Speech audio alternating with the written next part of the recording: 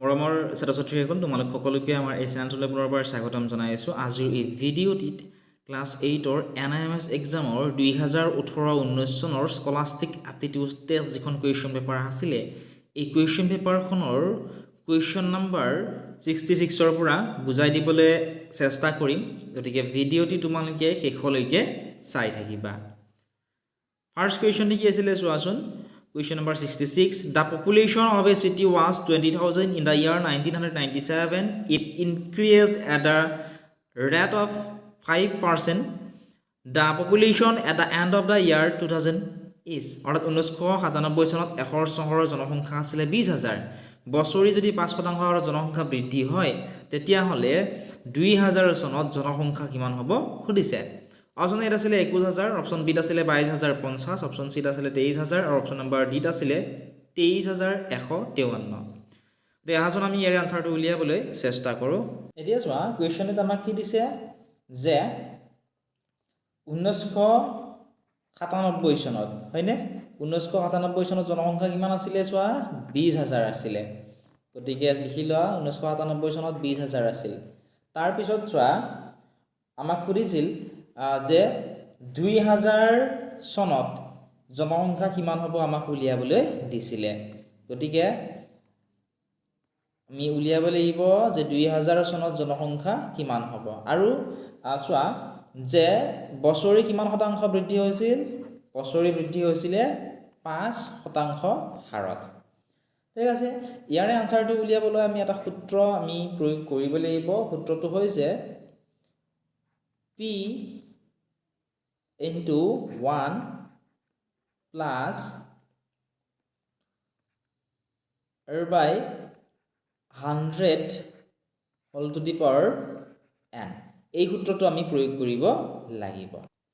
ইয়াত চোৱা P2ৰে কি বুজাইছে জনসংখ্যা কিমান আছিলে এইটো বুজাইছে, R2ৱে বুজাইছে ৰেট অফ গ্ৰোথ অৰ্থাৎ বছৰি কিমান শতাংশ হাৰত আছিলে 5% হাৰত, সেইটো ইয়াতে বুজাইছে। আৰু N2ৰে কিমান বছৰ বৃদ্ধি পাইছে সেইটো ইয়াতে বুজাইছে। ঠিক আছে, এতিয়া এই সূত্ৰমতে আমি অংকটো কৰিব লাগিব। ঠিক আছে, আমি ইয়াত যদি পাতি লওঁ P মানে কিমান হ'ব, P মানে হৈ গ'ল 20,000। ঠিক আছে, 20,000 লিখা। তাৰপিছত 1 প্লাছ R মানে হৈছে ৰেট অফ গ্ৰোথ কিমান আছিলে 5%। গতিকে ইয়াত কি লিখিব লাগিব আমি 5। ঠিক আছে, নেক্সট সূত্ৰমতে ইয়াতে 100 থাকিল আৰু n মানে হৈছে কিমান বছৰ। এতিয়া চোৱা 1997 আছিল, 1997ৰ পৰা চোৱা 3 বছৰ ইয়াতে বৃদ্ধি হৈছে জনসংখ্যা। গতিকে ইয়াতে কি লিখিব লাগিব আমি n ৰ ঠাইত 3 আমি লিখিব লাগিব। আশা কৰিছোঁ তোমালোকে এইখিনি কেনেকৈ লিখিলোঁ বুজি পালা। নেক্সট এতিয়া চোৱা আমি এইখিনিত কটাকটি কৰিব পাৰিম হয়নে। চোৱাচোন 5ৰে 100 ধুনীয়াকৈ কটাকটি যাব। 5 × 1 কিমান হয় 5 আৰু 5 20 গুণ কিমান হ'ব 100। গতিকে ইয়াৰ পৰা আমি কি পালোঁ চোৱা ইয়াতে হৈ গ'ল 20,000। তাৰপিছত লিখা 1 প্লাছ ইয়াতে চোৱা কটাকটি কৰি ওপৰত কিমান ৰ'ল 1 অৰ্থাৎ 1 ৰ'ল, নেক্সট তলত ৰৈ গ'ল 20। ঠিক আছে, আৰু ইয়াতে কিমান আছিল n মানে কিমান আছিলে 3। গতিকে ইয়াতে 3টো ইয়াতে হৈ গ'ল। নেক্সট আমি ইয়াতে চোৱা 20,000 আকৌ লিখা। আমি 1 প্লাছ 1/20 আমি কি বুলি লিখিব পাৰোঁ 21/20 বুলি আমি লিখিব পাৰোঁ। ইয়াতে হোল টু দি পাৱাৰ 3। ঠিক আছে, এনেধৰণে আমি এইটো লিখিব পাৰোঁ। এতিয়া চোৱা যদি এইখিনিত কনফিউজ লাগিছে যে ইয়াৰ আনসাৰটো আমি কেনেকৈ উলিয়ালোঁ, তোমালোক মই এইখিনি ইয়াতে কৰি দেখাইছোঁ চাবা। ঠিক আছে, তোমালোক মই শিকাইছিলোঁ যে ভগ্নাংশৰ যোগ কেনেকৈ কৰিব লাগে, কেইদিনমানত মই ভিডিঅ' আপলোড কৰি দিছিলোঁ হয়নে। এইখিনিতে তোমালোকে সেই ভগ্নাংশৰ যোগ কেনেকৈ কৰিব লাগে সেইটো তোমালোকে প্ৰয়োগ কৰিব পাৰা। চোৱা ইয়াতে কিমান আছে 1/20 আছে, 1 প্লাছ 1/20 হয়নে। ইয়াৰ তলত একো নাই মানে কি আছে এটা 1 থকা বুলি আমি কি কৰিব পাৰোঁ ধৰি ল'ব পাৰোঁ। এতিয়া চোৱা 20 আৰু 1ৰ যদি আমি লসাগু উলিয়াওঁ, 20 আৰু 1ৰ লসাগু উলিয়ালে কিমান পাম আমি 20 আৰু 1ৰ লসাগু উলিয়ালে আমি পাম 20। এতিয়া চোৱা ইয়াতে 1 আছিলে নহয় তলত হয়নে, এই 1টোৰে পিছত কেইবাৰ যাব 20 বাৰ। গতিকে 1 পূৰণ কি লিখিম আমি এইটো যে 1 আছে ওপৰত এইটোৰে 1 পূৰণ কি লিখিম আমি 20। মাজত কি চিন আছে যোগ চিন দিলোঁ। এতিয়া এই 20টোৰে পিছত কেইবাৰ যাব একবাৰ, 20 × 20। গতিকে 1ৰ লগত আমি কিমান পূৰণ কৰিম 1। ঠিক আছে, যদি এইখিনি বুজি পোৱাত প্ৰব্লেম হৈছে ভগ্নাংশৰ যোগটো যে শিকাইছিলোঁ ভিডিঅ'টো, ঠিক আছে তোমালোকে সেইটো ভিডিঅ' চাবা। মই এবাৰ কৈছোঁ চোৱা 1 আৰু 20ৰ লসাগু উলিয়াই 20 পালোঁ এই তলত যিটো 1 আছে 1টোৰে 20ক কেইবাৰ যাব 20 বাৰ গতিকে ওপৰত যিটো লব আছে লবটোত 1 আছে গতিকে 1ৰ লগত কি পূৰণ কৰিলোঁ 20 যোগ চিন থকাৰ কাৰণে যোগ চিন দিলোঁ এবাৰ এই 20টোৰে এই 20টোৰে 20ক কেইবাৰ যাব 1 বাৰ গতিকে 1ৰ লগত কি পূৰণ কৰিছোঁ 1 গতিকে এইখিনিৰ পৰা আমি কিমান পাম চোৱা ইয়াতে হৈ গ'ল 20 1 20 গুণ কিমান হ'ব 20 যোগ 1 1 গুণ কিমান হ'ব 1 অৰ্থাৎ ইয়াৰ পৰা আমি কিমান পালোঁ 20 ভাগৰ 21 চোৱা এইখিনিকে আমি ইয়াতে লিখিছোঁ আশা কৰিছোঁ এইখিনি কেনেকৈ হ'ল বুজি পালা গতিকে ইমানখিনি আৰু কৰি থকা নাই কাৰণ আগতে তোমালোক মই এইখিনি কেনেকৈ উলিয়াব লাগে শিকাই দিছোঁ ঠিক আছে যদি বুজি পাইছা তোমালোকে ভিডিঅ'টো লাইক কৰি দিবলৈ নাপাহৰিবা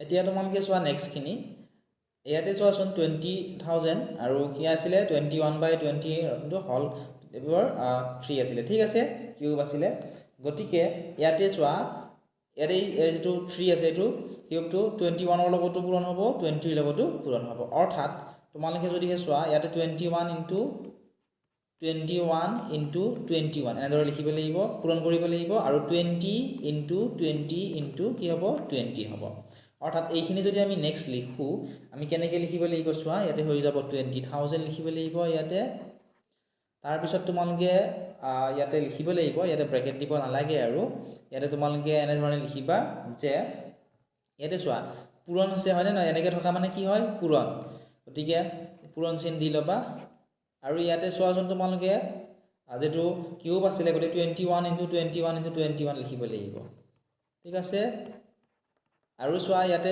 20 আছে নহয় গতিকে 20ৰ লগতো পূৰণ হ'ব 20 পূৰণ 20 পূৰণ 20 এটা কটাকটি কৰাচোন এইটো শূন্যৰ লগত ইয়াৰে এটা শূন্য কাটি দিয়া এইটো শূন্যৰ লগত ইয়াৰে এটা শূন্য কাটি দিয়া এইটো শূন্যৰ লগত ইয়াৰে এটা শূন্য কাটি দিয়া হয়নে ইয়াৰে দুই এটাৰ লগত তোমালোকে 20ক কটাকটি কৰা কিমান বাৰ যাব 10 বাৰ ইয়াৰে আন এটা দুইৰ লগত তোমালোকে কটাকটি কৰিব পাৰিবা চোৱা এইটো 2ৰ লগত আমি কটাকটি কৰিব পাৰিম 2 5 গুণ 2 5 গুণ কিমান হ'ব 10 যদি কটাকটিখিনি বুজি পোৱা নাই তোমালোকে আৰু এবাৰ চাবা ঠিক আছে তেতিয়া নিশ্চয় ভালদৰে তোমালোকে বুজি পাবা এতিয়া নেক্সট কি কৰিম তোমালোকে চোৱা ইয়াতে আমাৰ কিমান ৰৈ গ'ল চোৱা ইয়াতে আমাৰ চোৱা ৰৈ গ'ল ইয়াতে 5 ৰ'ল পূৰণ চিন দিয়া ইয়াতে ৰৈ গ'ল 21 তিনিটা গতিকে 21 পূৰণ 21 লিখা তলত কিমান ৰ'ল 2 গতিকে ইয়াতে 2 লিখি দিয়া এতিয়া তোমালোকে যদি এইখিনি পূৰণ কৰি চোৱা এইখিনি মই তোমালোকক পূৰণ কৰি নেদেখাও তোমালোকে পূৰণটো কৰি চাবা তোমালোকে কি পূৰণ কৰিবা 5 পূৰণ 21 পূৰণ 21 তোমালোকে পূৰণখিনি কৰি কিমান পাবা পূৰণখিনি কৰিলে পাবা 46,000 ঠিক আছে ইয়াতে পূৰণটো কৰি চাবা পূৰণ কৰিলে পাবা 46,305 আৰু তলত কিমান ৰ'ব তলত ৰ'ব ইয়াতে 2 ঠিক আছে এতিয়া এইখিনি যদি তোমালোকে হৰণ কৰি দিয়া 2ৰে এতিয়া চোৱা এইটো যুগ্ম সংখ্যা ওপৰটো হৈছে আৰু লবটো হৈছে অযুগ্ম সংখ্যা হয়নে গতিকে সম্পূৰ্ণৰূপে হৰণটো আমাৰ নাযায় গতিকে আনসাৰটো কিহত ওলাব আমাৰ দশমিকত ওলাব তোমালোকে হৰণটো কৰি চাবাচোন 46,305 কিহেৰে হৰণ কৰিবা 2ৰে তোমালোকে কিমান পাবা চোৱা 23,152 কিমান পাবা 5 পাবা যেহেতু চোৱা জনসংখ্যা দশমিকত উলিওৱা নহয় গতিকে এইটো এপ্ৰক্সিমেটলি যেহেতু চোৱা 5 আছে হয়নে 5 বা 5তকৈ যদি ডাঙৰ থাকে আমি কি বুলি ধৰি লওঁ 10 বুলি ধৰো অৰ্থাৎ ইয়াতে কি হয় 1 এটা যোগ হয় অৰ্থাৎ 23,153 বুলি আমি এইটো ধৰি ল'ব পাৰোঁ 23,153 হ'ব এই কুৱেশ্যনটিৰ কাৰেক্ট আনসাৰ এতিয়া 23,153 ক'ত আছে তোমালোকে চোৱা অপশ্যন নম্বৰ ডিত আছে গতিকে এই কুৱেশ্যনটিৰ অপশ্যন নম্বৰ ডিটো হ'ব কাৰেক্ট আনসাৰ আশা কৰিছোঁ ধুনীয়াকৈ তোমালোকে বুজি পালা যদি বুজি পাইছা আমাৰ অনলাইন ক্লাছত জইন কৰিবলৈ নাপাহৰিবা অনলাইন ক্লাছত তোমালোকে ইয়াৰ সম্পূৰ্ণ উত্তৰখিনিৰ লগতে notes PDF question paper question answer গোটেইখিনি তাত তোমালোকে পাবা সবিশেষ জানিবলৈ এপটো ডাউনলোড কৰি চাব পাৰা অথবা আমাক হোৱাটছএপত মেছেজ কৰিবা এতিয়া চোৱা নেক্সট কুৱেশ্যনটি আছিল if the compound interest of on a certain sum for 2 years at 10% per annum is rupees 1,050 the sum is অৰ্থাৎ বছৰি 10% হাৰত কিমান শতাংশ হাৰত চোৱা 10% হাৰত 2 বছৰৰ বাবে এটা নিৰ্দিষ্ট মূলধনৰ ওপৰত মিশ্ৰ সুদ হয় 1,050 আমাক কি উলিয়াব দিছে চোৱা মূলধনৰ পৰিমাণটো উলিয়াবলৈ দিছে এতিয়া চোৱা যেহেতু আমাক মিশ্ৰ সূত্ৰৰ কথা কৈছে গতিকে ইয়াতে আমি এটা সূত্ৰ প্ৰয়োগ কৰিব লাগিব সেই সূত্ৰটো প্ৰয়োগ কৰিহে ইয়াৰে আনসাৰটো উলিয়াবলৈ পাৰিম এই সূত্ৰটো প্ৰয়োগ কৰিব লাগিব আমি যেহেতু ইয়াত মিশ্ৰ সূত্ৰৰ কথা কৈছে গতিকে CI equal to P all into